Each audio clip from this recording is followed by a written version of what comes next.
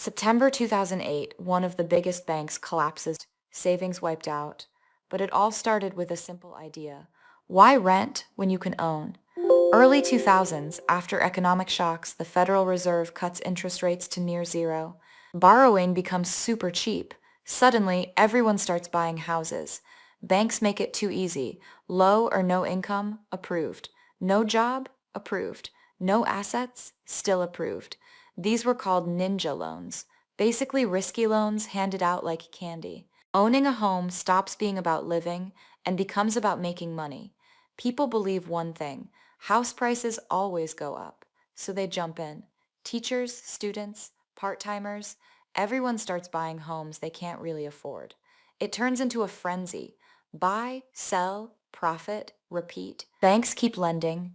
Brokers keep earning. Nobody checks the risk.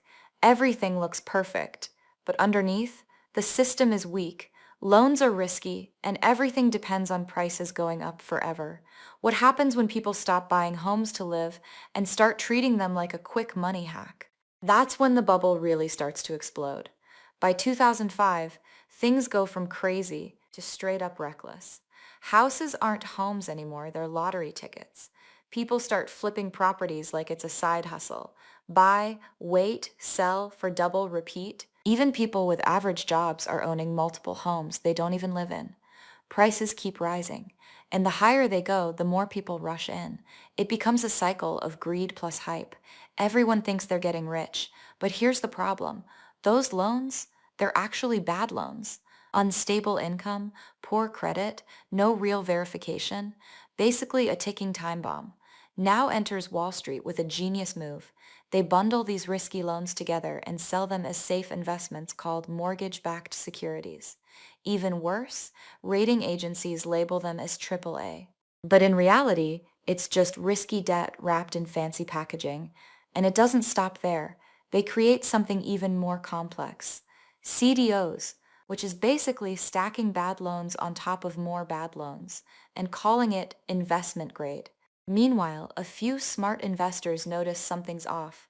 They dig deeper and realize this whole system is built on garbage, so they decide to bet against it.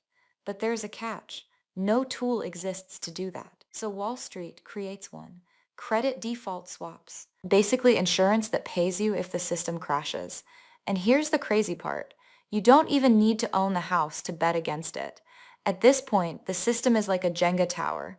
Each block equal risky loan, each layer equal bigger risk, and everyone's stacking higher, thinking it'll never fall. What happens when the first block gets pulled out?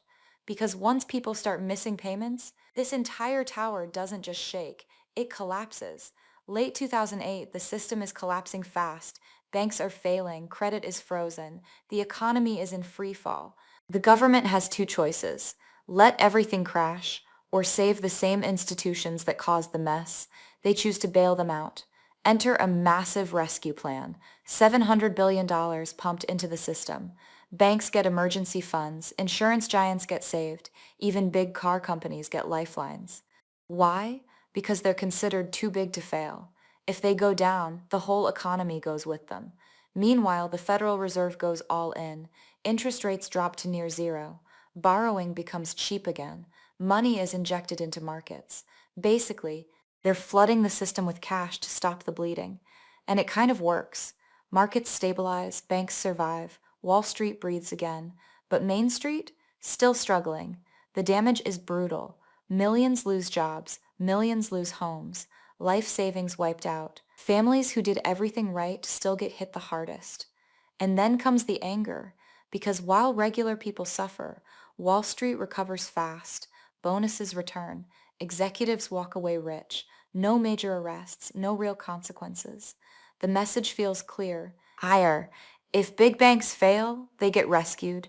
If regular people fail, they're on their own. This sparks massive backlash.